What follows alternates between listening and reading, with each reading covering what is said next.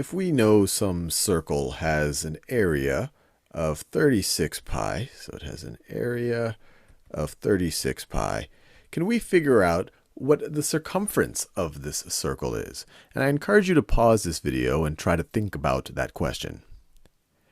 Well, from the area, we could figure out what the radius is, and then from that radius, we can figure out what its circumference is. So we know that the area, which is 36 pi, is equal to pi r squared. And so if you look at it on both sides of this equation, if we divide, let me rewrite it so it's a little bit clearer. Let me do it in a different color. So we could set up an equation. Pi r squared is equal to 36 pi. Now, if we want to solve for the radius, the first thing that we might want to do is divide both sides by pi. Then we're left with r squared is equal to 36. Now, if we just solve this as a pure math equation, you might say, okay, if we could take the positive and negative square root of 36, r could be plus or minus 6. But we need to remember that r is a distance, so we only care about the positive.